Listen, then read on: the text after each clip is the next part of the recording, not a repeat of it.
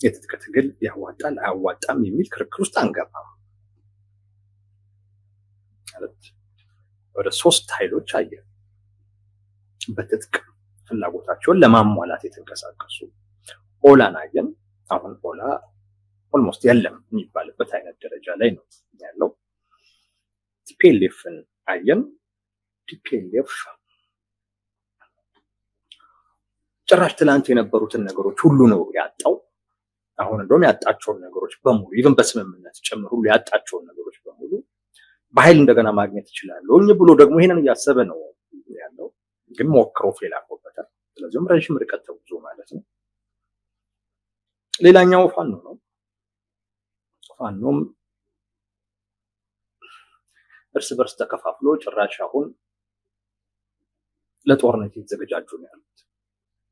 አንዱ አንዱን ሊወጋ ማለት ነው። አንዱ አንዱን ለመውጋት የራሱን የሆነ ስብስብ እየፈጠረ ለጦርነት እየተዘጋጀ ነው።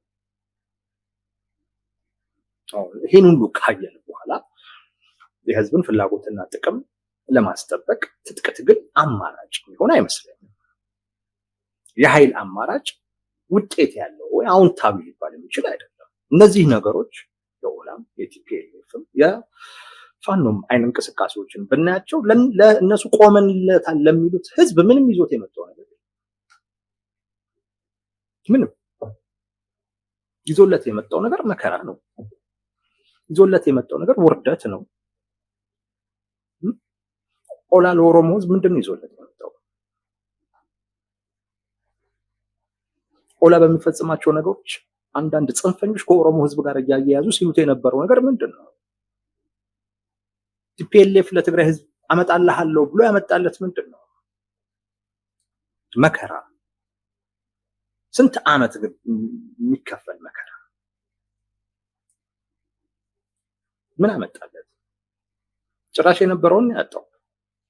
አሁን ያጣውን እየጠየቀ ያለው ውርደትን ይዞበት የመጣው ጭራሽ ሲጨፈጨፈው ከነበረ አካል ጋር ደግሞ አሁን ተሰልፎ ሌላ አይነት ነገር ውስጥ ነው ይዞት የገባው።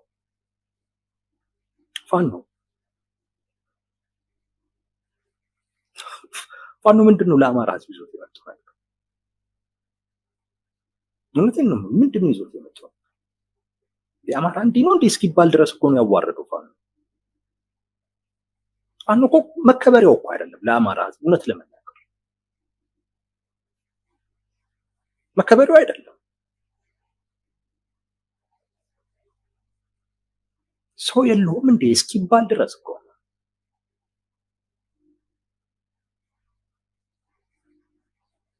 ሰው የለውም እንዴ አማራ እስኪባል፣ ሰው ጠፍቶ ነው እንዴ እነዚህ ሰዎች የሚወክሉት እስኪባል ድረስ ንግግራቸው አያስከብር፣ እንቅስቃሴያቸው አያስከብር።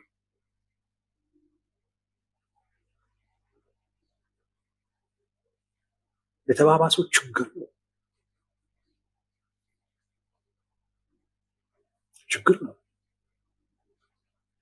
እና ምንም ይዞት የመጣው ነገር የለም።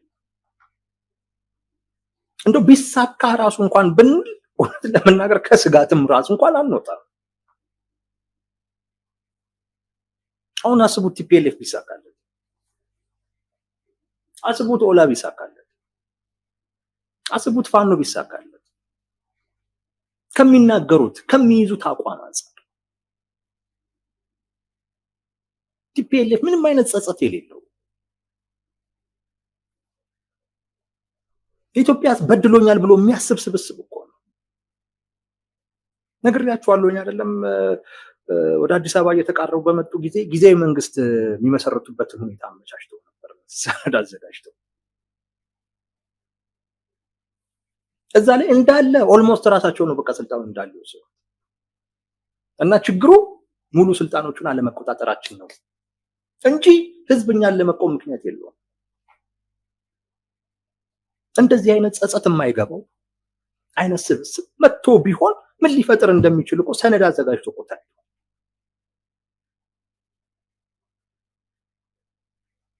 ኦላ ፋኖ ምን ይዘው ሊመጡ እንደሚችል ግልጽ ነው። መቼም ስጋት ካልሆነ በስተቀር ተስፋ የምትፈነጥቅባቸው ተስፋ የምታደርግባቸው ስብስቦች አይደሉም። እና ምንም አይነት አዎንታዊ ነገር ይዞ እንደማይመጣ በተጨባጭ የታየበት ኢቭን መንግስትን ራሱ እንኳን ከጣሉ በኋላ ጦርነቱ የሚቆምም እንኳን አይመስልም። እርስ በርስ ደግሞ የሚፋለሙት ፍልም ይቀጥላል።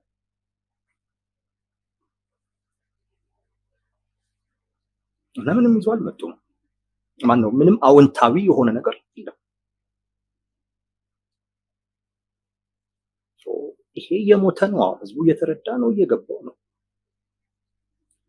የትጥቅ ትግል እንደማያዋጣ፣ የኃይል አማራጭ እንደማያዋጣ እየገባው ነው። የታጠቀ አካል አይነጋገርም፣ አይወያይም፣ ችግሩን በድርድር አይፈታም። የታጠቀ አካል ሁሉን ነገር መፍቻ መሳሪያ ነው የሚመስለው። እንኳን ፋኖና ቲፒኤልኤፍ በሚል ተከፋፍሎ ይቅርና ፋኖ ራሱ እንኳን እርስ በርስ ችግሩን የሚፈታው በመሳሪያ ነው። ቲፒኤልኤፍ ውስጣዊ ልዩነቱን በመሳሪያ ነው የፈታው፣ በኃይል ነው የፈታው። መሳሪያ የያዘ አካል ተነጋግሮ ተወያይቶ ተደራድሮ ችግሩን አይፈታም። ለዚያውም ደግሞ ይሄ ባህል በሌለበት ብሔርተኝነት፣ ጽንፈኝነት በዚህ ደረጃ በተወጠረበት አይነት መልኩ ትጥቅ ደግሞ ሲኖር እርስ በርስ መጫረስ ካልሆነ በስተቀር ሌላ ውጤት የለውም።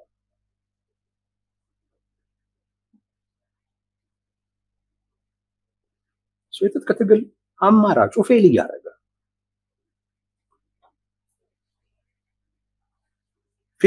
ነው።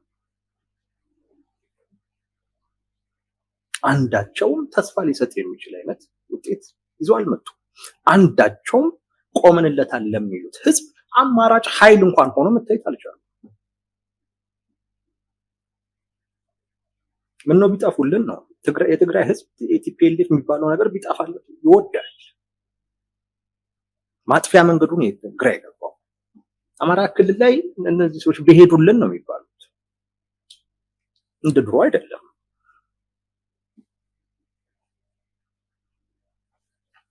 ይሄ አሁን ላይ ይህንን መናገር አይ ቲንክ ነብይ የሚያስብል አይመስለኝም።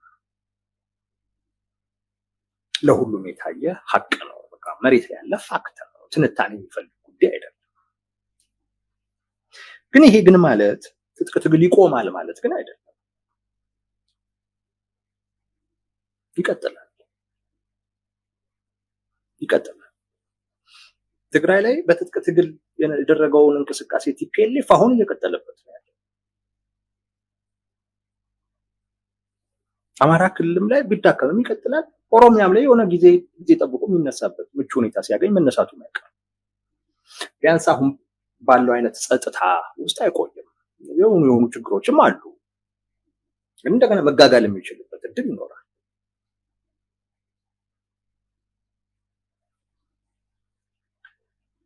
ያ አንደኛ ችግሩ በመሰረታዊነትም ካለመፈታቱ ጋር በተያያዘ አያይዘን ልናየው እንችላለን። ዞሮ ዞሮ ታጣቂዎችም ትጥቅ እኮ ሲያነሱ ምንም አይነት ምክንያት ሳይኖራቸው አይደለም፣ የሆነ ምክንያት አለ። ያንን በመሰረታዊነት በመፍታት ረገድ የሚፈታውም መፍታት ያለበትም አካል በራሱ አይነት ተርም መሄድ የሚፈልግ ስለሆነ በእኔ መንገድ ነው የሚሄደው ባይም ስለሆነ አንዱ ምክንያት እሱ ነው፣ ላያስቆመው ይችላል። ሌላው ግን ፈለገ አዋጭ ባይሆንም ለህልውናቸው ሲሉ በትጥቅ ትግል ውስጥ ለሚገኝ ጥቅም ሲሉ ትጥቅ ትግሉንም ማስቀጠል የሚፈልጉ አይደለም። ምክንያቱ አልተፈታም። ትጥቅ ትግሉ መቆሙ ከህልውናቸው ጋር አደጋ ይዞባቸው ይመጣል። ስለዚህ ሁልጊዜ መታጠቅና መሳሪያ መያዝ አለባቸው። ሁልጊዜም ቢሆን ሰላም፣ መረጋጋት መምጣት የለበትም። እንደገና ከዛም ጋር ደግሞ በተያያዘ የሚያገኙትም ጥቅም ደግሞ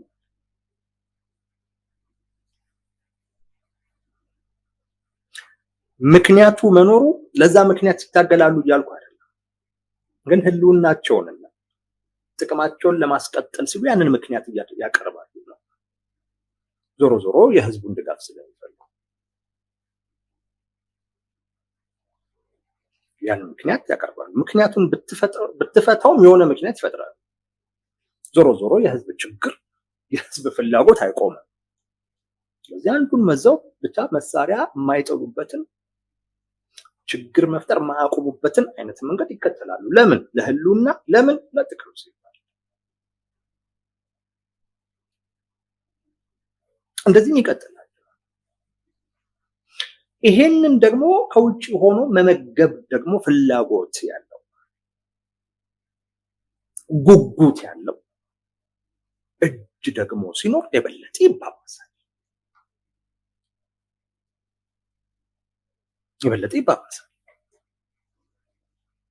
ስለዚህ ኢትዮጵያ ውስጥ የትጥቅ ትግል መኖሩ ማይቀር ነው። የሚታገሉ አካላቶች ይጠፋሉ ተብሎ ይታሰባል። ግን አሁን ባሉበት አይነት ደረጃ እንኳን እንዳይሆኑ ዞሮ ዞሮ ለህልውናቸው ለጥቅማቸው ሲሉ መቀጠላቸው ስለማይቀር አሁን ላይ ያሉት ደግሞ ለህዝብ ሳይሆን ለህልውናቸውና ለጥቅማቸው የሚታገሉ ስለሆኑ ትንሽ ጉልበት የሰጣቸው ከውጭ ያለ እጅ ነው፣ ከውጭ ያለ ድጋፍ ነው እንጂ ለህዝብ እንዳልቆሙ ህዝብ በሚገባ ተረድቶታል። በሚገባ ለህዝብ የሚታገል አካል በስልጣን ምክንያት እስከ መገዳደል ድረስ አይፈላለግም።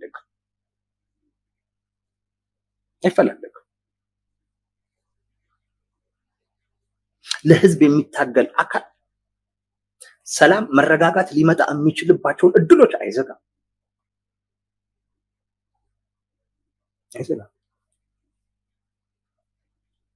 ታጣቂዎቹን አማራም ላይ ትግራይም ላይ እዩዋቸው። ለስልጣን ሲሉ እኮ ለመገዳደል ሞክረዋል፣ ተታኩሰዋል። አንዱ አሳዳጅ ሌላው ተሳዳጅ ሆኗል። ለህዝብ ጥቅም አይደለም፣ ለስልጣን ሲሉ ለበላይነት ሲሉ በዛ ብዙ ሰራዊት መያዝ ይቻላል። ብዙ ሰራዊት ከያዝ ህልውናን ማስጠበቅ ትችላለህ። ብቻህን የምትወስንበት ከሆነ እንደገና ያለውንም ሪሶርስ በብቸኝነት መጠቀም ትችላለህ። ለህዝብ የሚነገረውን እሱን ተውት። ቢያንስ አሁን ተግባብተናል በደንብ። የህልውና ምናምን የሚባለውን ተውት። ስለ ራሳቸው ህልውና ነው የሚያወሩት። እሱ አይቆምም። ስጋት በማይሆንበት ደረጃ እንዳይደርስ ከፈለግ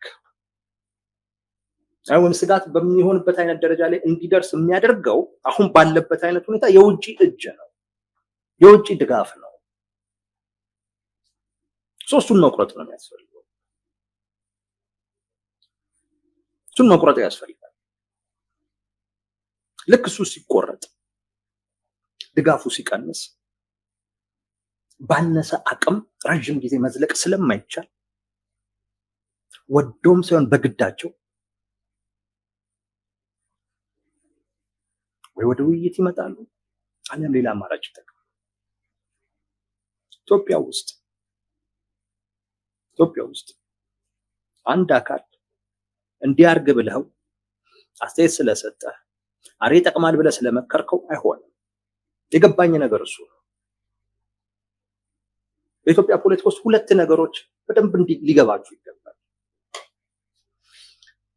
አንደኛ ለህዝብ ይጠቅማል፣ ለህዝብ የሚጠቅመው ይሄ ነው ምናምን ብሎ በመናገር የሚሆን ነገር የለም። ያ አካል መጀመሪያውኑ መች ለህዝብ ቆመና ነው ከህዝብ ጥቅምና ፍላጎት አኳያ የምትተቸው የምትደግፈው? ድርድር አድርግ እንዲህ አድርግ ያለ ህዝብ ይጠቅማል ማንም አይሰማም። ባይዘው ይሄን ስናገር ስለ መንግስትም ስለ ታጣቂው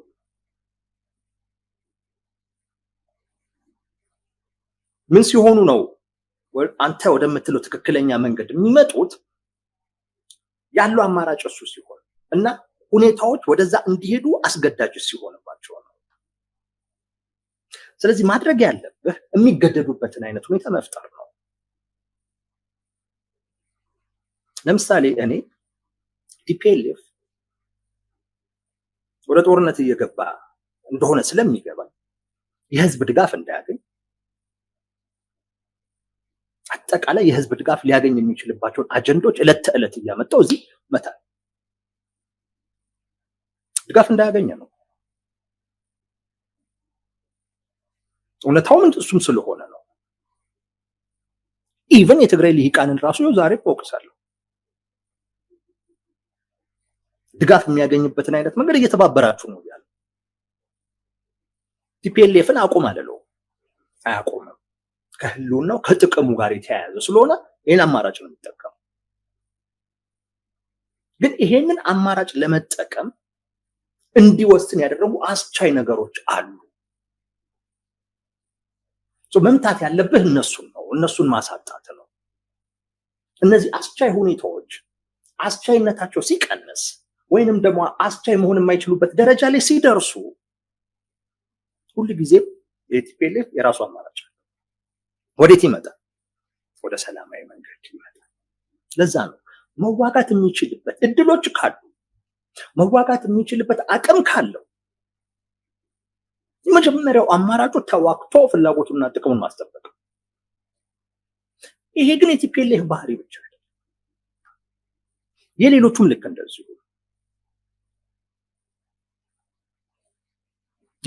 እንደዚሁ ነው። አሁን ታጣቂዎቹ አጠቃላይ ኢትዮጵያ ውስጥ ያሉት ታጣቂዎች የድጋፍ ምንጫቸው ከውጭ ነው። ህዝቡማ አለቀ፣ በመንግስትም በታጣቂውም ተዳከመ እኮ። የለውም የሚሰጠው። ምን ይሰጣል? ምንም የሚሰጠው ነገር የለውም። ደህየ፣ መከራ ውስጥ ነው፣ ስቃይ ውስጥ ነው ያለው። ከዚህ የሚወጣበትን አማራጭ ነው የሚፈልግ ያለው። በቃ የሚመርጥበት አቅም ላይ አይደለም። ከውጭ ባለ ነው አሁን በደንብ ስጋት መሆን በሚችሉበት አይነት ደረጃ ላይ የሆኑት። አንድ በጣም የተረዳሁት ነገር ይሄ። ሁለተኛ ነገር አሁንም ቢሆን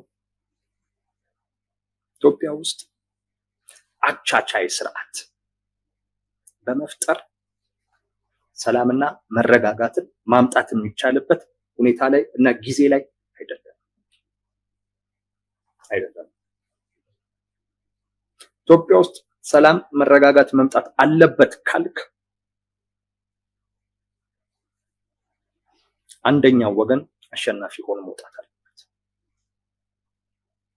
ወደድክም ጠላህም። አይ ንግግር ነው የሚያስፈልገው፣ ውይይት ነው የሚያስፈልገው ብለህ በሁለቱም ተፋላሚዎች መካከል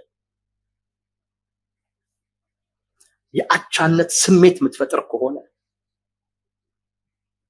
በሁለቱም በኩል ያለው ሚዛን ወደ አንዱ እንዳያጋድል የምትጠነቀቅ ለዚህ እንትን እያልክ የምትሄድ ከሆነ ሰላምና መረጋጋቱ እንዲቀጥል ነው የምትደርገው። እና ያሰብክ ያለው ስለ ሰላምና መረጋጋት ሳይሆን አንተ ስለ ራስህ የፖለቲካ ፍላጎት ነው። እዛ ደረጃ ላይ አይደለም። በአጭር ጊዜም ውስጥ አንደርስ። ስለማንደርስ ይቅር ግን አይባል። ይቅር ስለማይባል አሁንም እሱን ብቻ እናውራም አይባል። አሁን ሰላምና መረጋጋት ሊመጣ የሚችልበትንም አይነት ነገር ማሰብ ያስፈልጋል። እዛም መድረስ የምንችልበትንም አይነት ነገር ማሰብ ያስፈልጋል። ሁለቱም አሁን ላይ ሰላምና መረጋጋት እንዴት ይምጣ? ቢያንስ በንጽጽር በንግግር በውይይት በድርድር አቻቻይ ስርዓት በመፍጠር ደግሞ ዘላቂ የሆነ ሰላም የሚመጣው ደግሞ እንዴት ነው? ሁለቱንም ማሰብ ያስፈልጋል። ዋናው ዘላቂ ነው ብለህ ለጊዜውም ቢሆን ጊዜያዊም በሆነ አይነት ሁኔታ ሰላምና መረጋጋትን የሚያመጣን አማራጭ መግፋት የለብንም። ለጊዜውም ቢሆን ሰላምና መረጋጋት መኖር ይጠቅማል። ኢትዮጵያ ውስጥ አሸናፊዎች የሚያኖሩት ሰላም ነው የሚኖረው። ትላንትም የነበረው እሱ ነው። አሁን ላይ የምናሞግሰው ማለት ነው። ትላንት እኮ ሰላም ነበር፣ ትላንት እኮ መረጋጋት ነበር እንላለን። አዎ አሁን ካለው አንጻር የተሻለ ነበር። ለምን? አንድ ጉልበት ስለነበር። እኔ ግን በዛ ብቻ አላቆምም። በወቅቱ የነበረው ተቋሚ ራሱ ኃላፊነት የሚሰማው ነበር። ምን ሆናችሁ ነው? መንግስት እኮ በዛ ጊዜ በብሔር የተከፋፈለ እኮ ተቋሚው እኮ ነው ወደ ብሔር አልገባም ብሎ ኢትዮጵያ ኢትዮጵያ እያለ እኮ ሲቀጥል እኮ የነበረው። ምን ሆናችሁ ነው? ትናንትና እኮ የቀይ ባህርን አጀንዳ እኮ የሚያነሳው የባህር በር ጥያቄ ነው እኮ የሚጠይቀው ተቋሚ እኮ ነበር። መንግስት እኮ አልነበረም ኃላፊነት የሚሰማው ስለ አንድ ሀገርነት የሚጨነቀው ኢትዮጵያ ይሄ ያስፈልጋታል የሚለው እኮ ተቋሚው እኮ ነበር ኃላፊነት ተሰምቶት የሚንቀሳቀሰው። አሁን እንደዛ ነው እንዴ? አሁን ነገሮች ተቀያይረዋል። ትላንት በብሔር መደራጀትን እኮ የሚጠየፍ ተቋሚ እኮ ነበር። በብሔር መደራጀት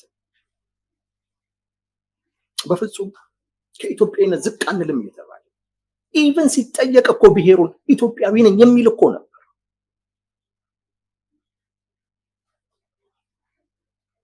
አሁን ጭራሽ ኢትዮጵያኒስት እየተፈለገ የሚገደል የሚሰደድ ሆነ በተቃውሞ ጎራ ውስጥ እንጂ ትላንትና በዚሁ መጠን ብሔርተኛ ቢሆን በዚሁ መጠን ጽንፈኛ ቢሆን ኖሮ 27 ዓመት የቆየው ኢህአዴግ 27 ዓመት አይቆይም።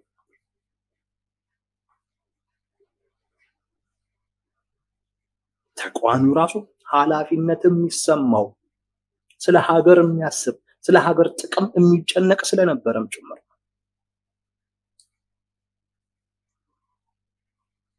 ዘረኝነትን አመጣብን እኮ ብሎ የኢትዮ ኤርትራ ጦርነት ላይ በኩል መጠን እኮ የዘመተ እኮ ነው ተቋሚ። እንደውን እኮ አይደለም እንደውን እኮ ለጉድ እኮ ነው። እንደውን እኮ በጣም የሚገርም ነው። ምን ልላችሁ ነው? ዞሮ ዞሮ ኢትዮጵያ ውስጥ ሰላም እንደዛ ነው። ራዕያችን ትልቁ ግባችን በውይይት በንግግር በድርድር ችግሮቻችንን የምንፈታበት አይነት ስርዓት መፍጠር፣ እዛ አይነት ባህል ውስጥ መግባት። እሱን አያመጣም እያለን ግን ለጊዜውም ቢሆን ሰላምና መረጋጋትን ሊያመጣ የሚችልን አማራጭ አንገፋም። ለጊዜው ሰላምና መረጋጋት ሊመጣ የሚችለው አንድ ወገን አሸናፊ ሲሆን መሸነፍ ያለበትን መርጠን እንዲሸነፍ መስራት ያስፈልጋል ማለት ነው።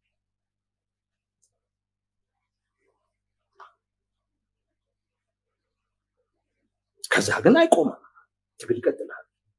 ዘላቂ የሆነውን ነገር ደግሞ ለማምጣት ደግሞ ይቀጥላል። አሁን ግን አየነው፣ ችግር በንግግር ፍቷለን፣ በውይይት ፍቷለን፣ በድርድር ፍቷለን። ተደረገ፣ ደስ አለን። ደግሞ በሚያሳዝን አይነት መልኩ ደግሞ ያንን ማሳደግ ሲገባ ጉድለቱን መሙላት ሲገባ ለዚሁም ከተጎጂ ወገን ነው የሚባለው አካል ድጋሚማ ጦርነት በፍጹም ሊያምረው አይችልም የተባለ አካል እንዋጋ በለው ማለት ጀመረ እና አሁንም ስለ ንግግር እናወራ፣ አሁንም ተወያዩ እንበል፣ አሁንም ተደራደሩ እንበል። የሞኝ ለቅሶ ሁሉ ጊዜም አንድ አይነት ነገር ነው እንደሚባለው።